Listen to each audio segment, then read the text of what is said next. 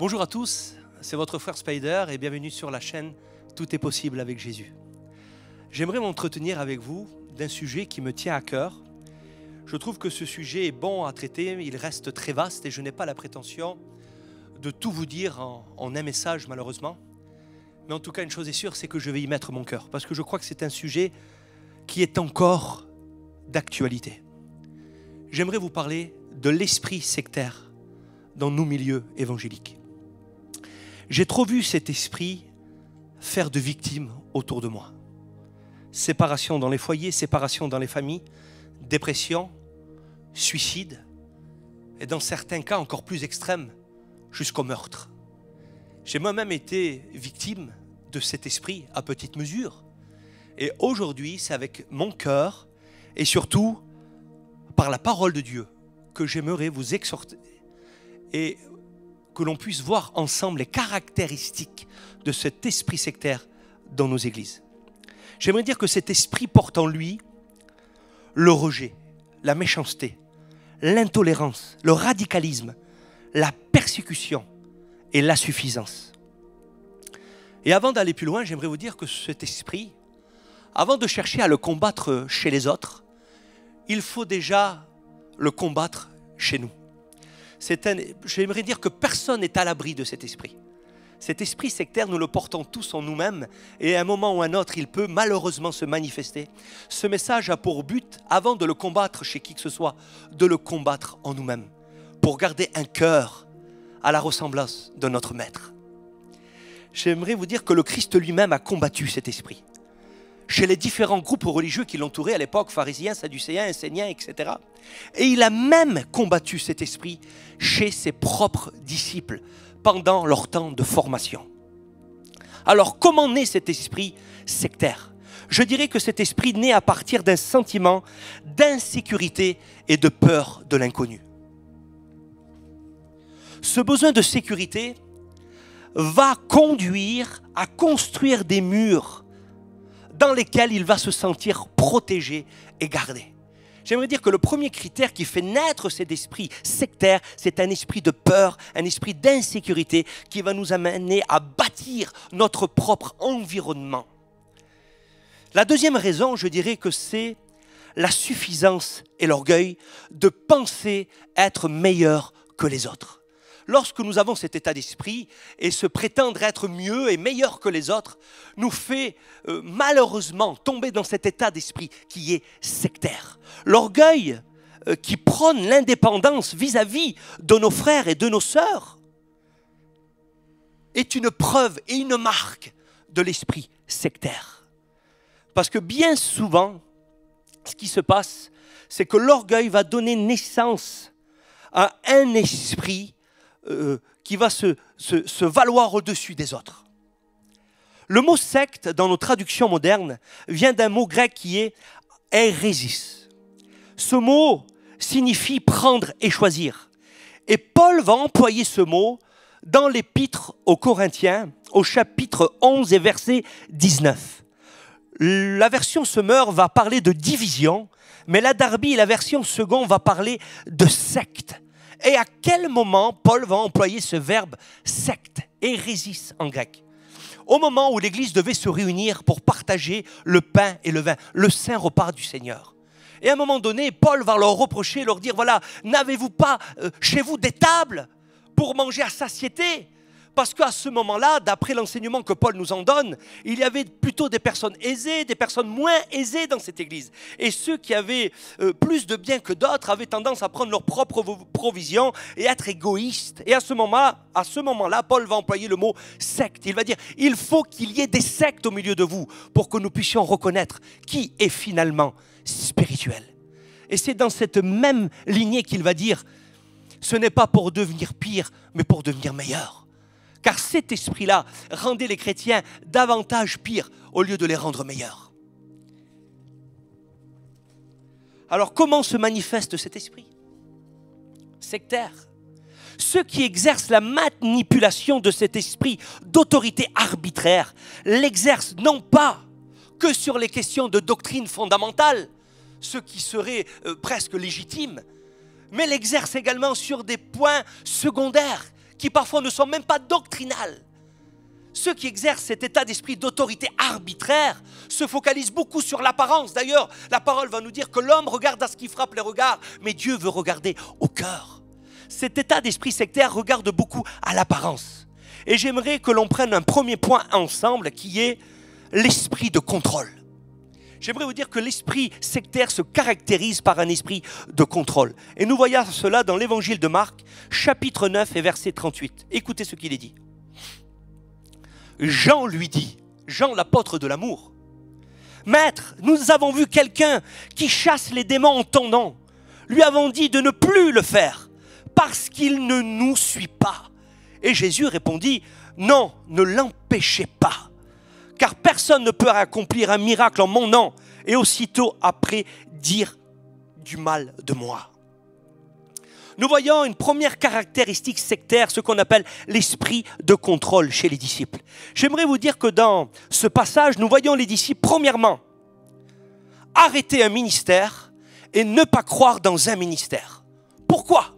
La réponse est donnée au verset. Parce qu'il ne nous suit pas. Ils auraient pu dire parce qu'il ne te suit pas, Seigneur. Mais ils vont se mettre dans le lot au même rang que leur maître en disant il ne nous suit pas. Et j'aimerais vous dire que l'esprit sectaire bannit tous ceux qui ne font pas partie de leur groupe, de leur ethnie. Tous ceux qui ne font pas partie de leur petit clan, de leur église ou peut-être de leur dénomination. À un moment donné, il est à bannir. Et voilà les premières caractéristiques de cet esprit qui se manifeste parmi les disciples. Et Jésus va les reprendre avec beaucoup de douceur et avec l'enseignement de la vérité qui rend libre les hommes. Parce que cet homme n'est pas avec nous. Alors il faut l'arrêter, il faut le bloquer, il faut le stopper et ne plus croire en lui. Mensonge, hérésie, esprit sectaire, danger, mes frères et sœurs. Écoutez-moi, personne n'est détenteur de la vérité absolue. Mais les disciples à ce moment-là prétendaient et croyaient avoir la vérité absolue. Et parce que cet homme ne faisait pas partie de leur petit groupe, alors ils le bannissent, l'empêchent d'exercer et ne reconnaissent pas son ministère. J'ai déjà vu ce scénario à plusieurs reprises devant mes yeux et c'est bien triste et malheureux et cela va totalement à l'encontre de l'enseignement de Christ dans l'évangile. J'aimerais vous dire que finalement ces caractéristiques sectaires, qu'est-ce qui va amener Jean à parler ainsi? J'aimerais vous dire que quelques versets auparavant, les disciples avaient une conversation. Et ils discutaient de savoir qui était le plus grand et qui était le meilleur. C'est ce que je disais tout à l'heure. L'esprit d'orgueil rend sectaire. C'est parce qu'ils se voyaient plus grands, c'est parce qu'ils se voyaient plus forts, c'est parce qu'ils s'autoproclamaient, parce qu'ils étaient dans un esprit de rivalité, un esprit de concurrence les uns avec les autres qui va les amener à dire si cet homme n'est pas avec nous, alors il faut le bloquer et il faut l'arrêter. Faites attention à un esprit de contrôle. Le Seigneur ne vous a pas donné un esprit de contrôle, mes frères et mes sœurs. L'esprit sectaire, une propre univers. D'ailleurs, Jésus va dire, je ne te prie pas de les ôter du monde, mais de les préserver du mal. Une des caractéristiques de l'esprit sectaire, c'est qu'il a tendance à s'isoler du monde. Il a tendance à s'exclure de la société, à se séparer. Mais cela va totalement à l'encontre encore de l'enseignement de notre maître. Parce que notre maître nous a dit, vous êtes la lumière du monde. Vous êtes le sel de la terre. Et mon frère, ma soeur, comment donner du goût? Comment éclairer? Le Seigneur va dire que la lumière n'est pas faite pour être mise sous la table, mais elle doit être vue à la lumière. Et une des caractéristiques encore de cet esprit sectaire, c'est qu'il crée son propre groupe, sa propre communauté, et il s'isole. Alors que le Seigneur, le Maître, nous a dit, allez par tout le monde, annoncez l'évangile de Jésus-Christ, guérissez les malades. Oui, l'isolement est encore des caractéristiques sectaires. J'aimerais prendre un troisième point avec vous et vous parler du sectarisme et la doctrine. Par exemple, l'esprit sectaire vous dira toujours « Il faut obéir à la doctrine avant toute chose », mais à leur interprétation et à leur propre compréhension, attestant que leur compréhension est la meilleure que toute. Danger, mes frères et sœurs. La doctrine n'a jamais eu pour but de tuer, mais la doctrine a pour but de nous révéler le cœur et la puissance de Dieu. Là où l'apparence de la piété, mais ils en renient ce qui en fait la force. Voilà ce que dit. Ils ont l'apparence, mais ils en renient ce qui... Mais qu'est-ce qui fait la force de la piété? C'est l'amour, c'est la puissance. Seulement l'esprit sectaire se caractérise par des lois, par des règles, mais totalement démunis de l'amour dont le Seigneur nous demande de manifester. Écoutez, nous voyons dans Jean 9, par exemple, l'enquête sur l'aveugle de naissance. Cette histoire nous dit qu'il y a un homme qui est né aveugle et il va croiser le chemin du maître et le maître va le guérir un jour de sabbat. Ah, il n'aurait pas dû. Eh oui, l'esprit sectaire refuse cela. Et à ce moment-là, l'esprit sectaire, les religieux de l'époque vont faire une enquête. Parce que j'aimerais vous dire que ceux qui sont porteurs de cet esprit sectaire adorent enquêter sur la vie privée des gens pour leur nuire, pour leur faire du mal et pour les dévoiler au grand jour. Et c'est ce qu'ils vont essayer avec ce jeune homme. Ils vont venir voir, ils vont l'interroger. Mais ce garçon ne se laisse pas faire. Parce que ce garçon vient de vivre un miracle extraordinaire. Il va dire, je sais une chose lorsqu'ils vont l'interroger. Je sais une chose, avant j'étais aveugle, mais maintenant je vois. Et les pharisiens vont insister. Ils vont insister. Écoutez, le Seigneur va dire, vous ne connaissez ni l'écriture et ni la puissance de Dieu. Parce que je vais vous dire quelque chose, la véritable doctrine, elle manifeste une puissance. Ces hommes-là, qui se prétendaient être les détenteurs de la loi, qui prétendaient avoir la science de tous les mystères, étaient totalement démunis de puissance. C'est pour ça qu'ils procédaient par la menace et qu'ils semaient un ministère de condamnation et un ministère de peur autour d'eux, parce qu'ils n'avaient pas la puissance de Dieu, parce que la véritable doctrine dans la vie et dans la bouche d'un homme produit la puissance. C'est ce que Paul disait, je ne suis pas venu simplement avec la sagesse d'un langage, mais par une démonstration de puissance. Les deux vont de pair. Mais ces hommes-là pensaient avoir la meilleure de toutes les doctrines, mais ils n'avaient pas de puissance. C'est pour ça qu'à un moment donné, ils vont même venir interroger les parents de cet aveugle. Et les parents vont dire quelque chose. Nous savons qu'il est notre fils. Nous savons qu'il était aveugle. Mais maintenant, par rapport à celui qui a fait quoi que ce soit, on ne sait pas grand-chose. Et le texte va attester qu'ils parlaient ainsi parce qu'ils avaient peur d'être exclus des synagogues. Et j'aimerais vous dire que ce que l'esprit sectaire faisait il y a 2000 ans, il le fait encore aujourd'hui. Écoutez, le texte dit qu'ils avaient décidé, écoutez bien, ils avaient décidé, avant même d'écouter, d'exclure tous ceux qui pensaient ou ne faisaient pas comme eux. Et cet esprit sectaire est toujours en vigueur aujourd'hui. Les gens procèdent comme cela. On ne pense pas comme eux. On ne fait pas comme eux. On ne croit pas comme eux dans tous les détails. On nous exclut. On nous menace. Je t'arrête dans ton ministère. Je ne te donne plus le pain et le vin. Tu sors de mon église. Tu sors de ma dénomination. C'est le ministère de la menace. Jésus n'a jamais procédé ainsi. Et Jésus nous a jamais donné cet enseignement-là. C'est un enseignement sectaire et religieux. Par leur mauvaise interprétation, ils accordent plus de valeur. Écoutez bien, écoutez bien. Il dit, il aurait pu faire cela un autre jour. À cause de leur esprit sectaire, ils accordent plus de valeur au nom de la soi-disant doctrine, de leur doctrine, mais pas de la doctrine de Dieu. Au nom de leur doctrine, ils accordent plus de valeur à cette journée solennelle que l'on appelle le sabbat, plutôt qu'à la personne qui était dans le besoin et dans la souffrance depuis sa naissance. S'ils auraient connu la véritable doctrine, ils auraient compris que même un jour de sabbat, et c'était même ce jour-là qu'il était dans notre devoir de porter du bien. Mais eux, ils en étaient incapables parce qu'ils ne connaissaient ni l'écriture et ni la puissance de Dieu. Ils sont hypocrites en plus. L'esprit sectaire est hypocrite parce que Jésus va leur dire, lequel d'entre vous ne détache pas son bœuf ou son âne parce que c'est le jour du sabbat ? Parce que le sectarisme, celui à l'esprit sectaire, quand ça va dans ses intérêts personnels, il est capable de faire des compromis, des concessions. Mais lorsque c'est un petit frère ou une petite sœur qui le fait, il est capable de venir avec le bâton pour le punir et le sanctionner. C'est ça l'esprit sectaire. Il est hypocrite. J'aimerais dire que nous ne devons pas devenir esclaves des hommes. C'est d'ailleurs Paul qui va le dire. Ne devenez pas esclaves des hommes. Parce qu'à un moment donné, l'esprit sectaire va essayer de maintenir les fidèles, comme j'ai dit, par la menace, par la peur, et tout cela au nom de la doctrine. Ils vont vous faire croire que c'est la volonté de Dieu d'être soumis à leur autorité au lieu d'être soumis à l'autorité de Dieu. Mais comme Paul disait, si je devrais obéir aux hommes, je ne serai plus serviteur de Dieu. Et il vaut mieux obéir à Dieu qu'aux hommes. Surtout à ces hommes animés de cet esprit d'autorité arbitraire, décalant, déplaçant totalement, tordant totalement le sens des Écritures. Oui, l'orgueil aveugle. Et ces hommes étaient des conducteurs aveugles. L'esprit sectaire, il a une caractéristique spéciale. C'est qu'il arrive avec sa théologie, avec sa doctrine, il croit que c'est la meilleure. Mais lorsque face à lui, il a un personnage qui théologiquement tient tête, parce que cet aveugle de naissance ne se laisse pas faire, bien-aimé. Il répond.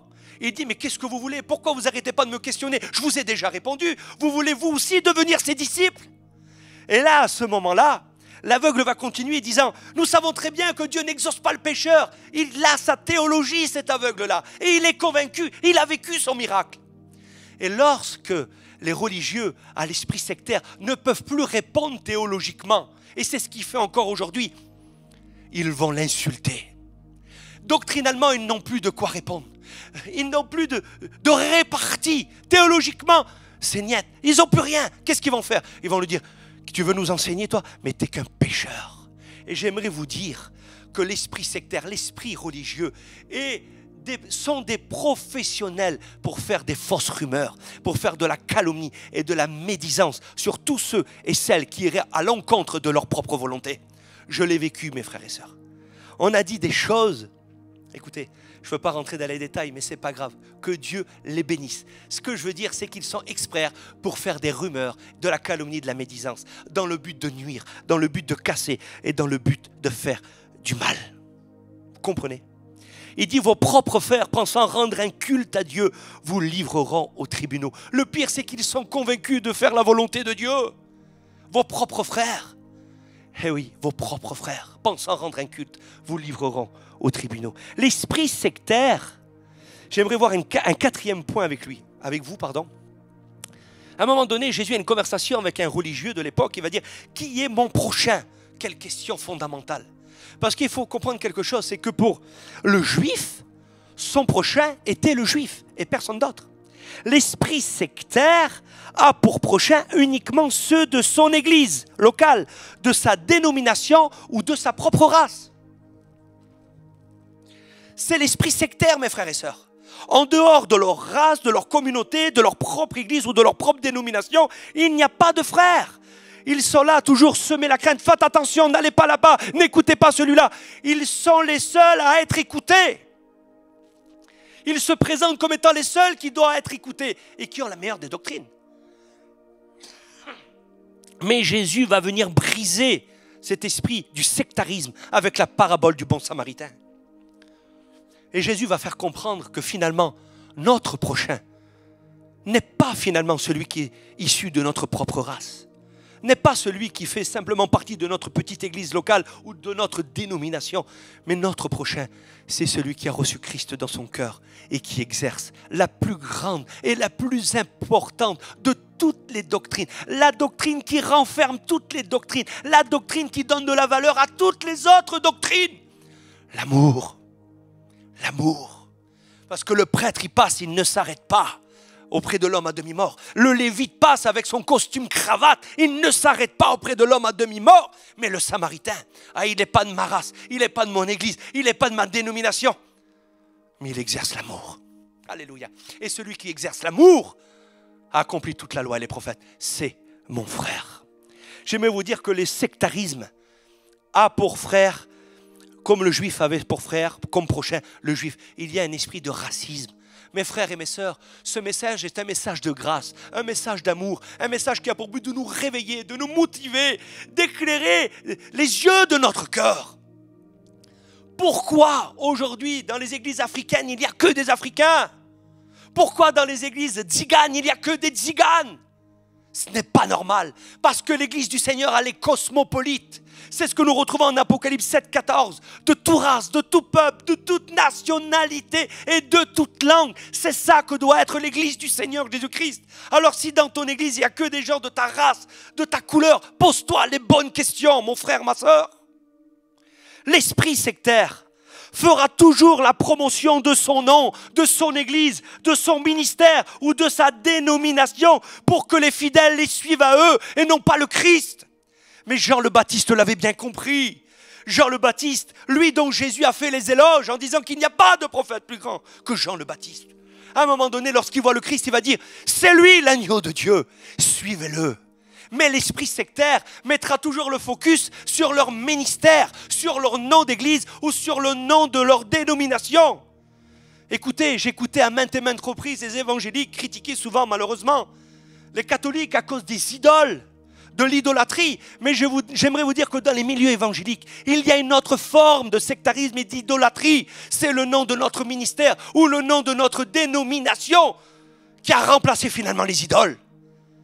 Mon frère, ma soeur, le don, le talent et le ministère que tu as reçu doivent faire la promotion du royaume de Dieu et de son roi des rois, le Seigneur Jésus-Christ, et non pas de ta propre personne. L'esprit sectaire se mettra toujours plus en valeur que le Christ lui-même. J'aimerais vous dire que l'esprit sectaire, il crucifie les ministères, il crucifie les dons, il crucifie les talents. Tout comme l'esprit sectaire a crucifié le Christ à la croix. C'est l'esprit sectaire qui crucifie l'onction et qui bloque la bénédiction dans nos églises et dans nos mouvements. Et oui, l'esprit sectaire, il filtre le moucheron, mais il est capable d'avaler le chameau. L'esprit sectaire est capable de faire des alliances avec les Pilates. Il est capable de faire des compromis avec les Pilates quand cela lui arrange. Et par derrière, lorsqu'il se trouve en communauté, il critique Pilate. Ils ne veulent plus de Pilate. Mais quand ça va dans leur sens, pour une compromission, pour un intérêt personnel, ils sont capables de faire des alliances avec les Pilates. Et je m'arrêterai là, je n'irai pas plus loin. Et j'aimerais vous dire que le peuple est coupable en grande partie de cela.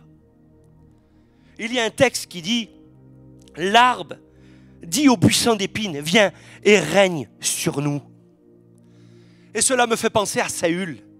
Le peuple voulait un roi comme tous les autres peuples. Dieu ne leur suffisait pas. Et c'est ce que l'on voit de plus en plus aujourd'hui.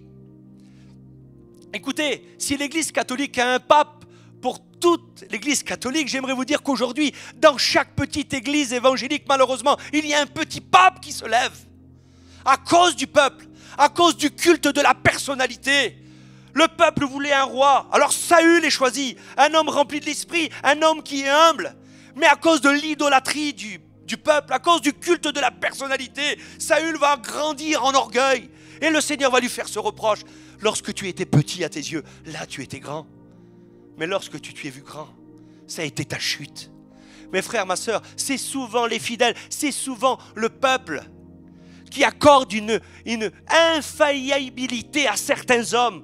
Vous savez, on parle de l'infaillibilité du pape depuis 73. J'aimerais vous dire qu'aujourd'hui c'est pareil. On voit des hommes infaillibles lorsqu'ils parlent ces paroles d'évangile. Et si on ne prête pas foi, on est puni, on est mal regardé, on est sanctionné. C'est ça l'esprit sectaire aussi, mes frères et mes sœurs. Nous avons un seul chef dans l'Église et c'est le Seigneur Jésus-Christ. Aucun homme n'est chef du corps de Christ. Aucun homme ne doit être chef du corps de Jésus. Seul Jésus est la tête qui construit la bâtisse que l'on appelle l'Église. Il est la tête du corps et tu es son Église. Alors ne tombe pas dans ce piège, mon frère, ma soeur. La Bible dit, vous connaîtrez la vérité et la vérité vous rendra libre. Et un autre texte dit, ne vous laissez pas mettre à nouveau sous le joug de la servitude. Avant de terminer, j'aimerais vous donner quelques caractéristiques qui peuvent nous aider à ne pas tomber déjà nous-mêmes ou à nous sortir, pour ceux qui y sont déjà, de l'esprit sectaire. Écoutez bien. Votre Église enseigne-t-elle un salut exclusif? Danger. Prétend-elle avoir à elle seule la meilleure de toutes les doctrines? Danger. Prétend-elle être la meilleure et la plus spirituelle et la plus proche de Dieu? Danger. Vos pasteurs vous font-ils culpabiliser lorsque vous ratez une seule réunion la semaine? Danger. Avez-vous peur d'entreprendre ou de dire des choses sans au préalable en avoir parlé avec votre pasteur? Danger. Votre pasteur vous demande-t-il une obéissance sans faille à sa propre personne sous peine de sanction? Danger. Vous a-t-on demandé de vous séparer de vos familles? ou encore de ne pas avoir de communion spirituelle avec des membres de votre famille ou autres parce qu'ils ne font pas partie de votre groupe, de votre église ou de votre dénomination. Danger sectaire. Votre église est-elle ouverte à de nouvelles révélations du Dieu infini ou prétend-elle déjà tout savoir et tout connaître? Danger. Votre église insiste-t-elle souvent sur les questions d'argent? Danger, mes frères et sœurs, danger. Votre église se fait-elle chef et patron du corps et du sang de Jésus-Christ qu'il a livré pour chacun d'entre nous, dont nous avons la seule et entière responsabilité de s'examiner soi-même avant d'y participer? Danger, danger. Prétend-elle retirer le don ou le ministère que Dieu a donné à un homme? Danger, danger. Écoutez, la Bible dit que toute la loi et les prophètes est accomplie dans un seul commandement. Tu aimeras le Seigneur ton Dieu et ton prochain comme toi-même. Tu veux te libérer de cet esprit sectaire où tu ne veux pas y tomber? Alors fais ce que Jésus te dit. Aimez-vous les uns et les autres comme moi, je vous ai aimé. C'est qui les uns les autres? Écoutez, l'église, ce n'est pas l'uniformité. On n'est pas appelé à être des briques avec la même couleur, la même forme et le même poids. Ça, c'est le système babylonien. Nous sommes l'église du Christ où nous sommes tous des pierres vivantes avec des poids différents, une couleur différente. Et c'est ça le corps du Christ. Ce n'est pas l'uniformité, mais c'est l'unité par la diversité qui sera complémentaire. Parce que la Bible dit que l'œil ne peut pas dire à la main « Je n'ai pas besoin de toi ». Nous avons besoin les uns des autres. Et lorsque les yeux de l'Église vont s'ouvrir sur cette vérité absolue et biblique, alors certainement que nous verrons le réveil éclater au milieu de nous. Un homme de Dieu disait, si vous avez 20% d'unité entre vous, vous aurez 20% d'onction, 100% d'unité, 100% d'onction. Mais l'unité, tu es appelé à l'unité, tu es appelé à l'amour, mais pas seulement avec ceux de ta congrégation, de ta race ou de ta dénomination, mais avec tous ceux et celles qui ont reçu le Christ dans leur cœur, le roi et le Seigneur qui a payé de son sang. Aucune église est morte pour toi, aucun pasteur est mort pour toi, seul le roi des rois est mort pour toi. Et tu dois être assez humble pour reconnaître en chacun de tes frères et de tes sœurs, quelle que soit l'église, le nom, la dénomination, qu'il appartient aussi au même royaume que le tien et que tu seras au même rang et au même étage dans le royaume des cieux le jour où notre roi viendra nous chercher. La Bible dit de voir son frère comme étant supérieur à nous-mêmes. Cela appelle beaucoup d'humilité et beaucoup d'amour. Et oui, c'est l'art de reconnaître chez l'autre le don, le talent qu'il a et que moi je n'ai pas. Lorsque tu comprendras, lorsque tu compareras tes défauts aux qualités des autres, tu verras ton frère supérieur. Mais tant que tu compareras tes qualités avec le défaut de ton frère, alors automatiquement tu resteras un orgueilleux avec un esprit sectaire. Tu te dois de manifester l'amour à la manière de Dieu, à la manière du roi des rois, à la manière de notre Dieu. Aimez-vous les uns les autres comme moi, je vous ai aimé. Écoutez, il y aurait tellement à dire. Il y aurait tellement à dire. Tu veux te sortir de cet esprit-là. Tu vas accomplir la volonté de Dieu. Aime ton frère. Et ton frère, je le répète et j'insiste, n'est pas uniquement celui de ta race, de ton église et de ta dénomination, mais celui qui a reçu Jésus-Christ. Arrête de faire des difficultés pour des différences secondaires. Tu n'as pas la vérité absolue. La vérité, c'est Christ. Et nous avons tous reçu une partie de cette révélation que nous sommes appelés à venir complémentariser pour impacter notre monde. Mais ce n'est pas avec nos guerres de religion, ce n'est pas avec cet esprit sectaire que nous allons impacter notre monde. Alors changeons de mentalité. Arrêtons d'essayer d'amener Jésus à nous ressembler et commençons une fois pour toutes à ressembler, nous, à notre Maître, Jésus-Christ. Reste béni.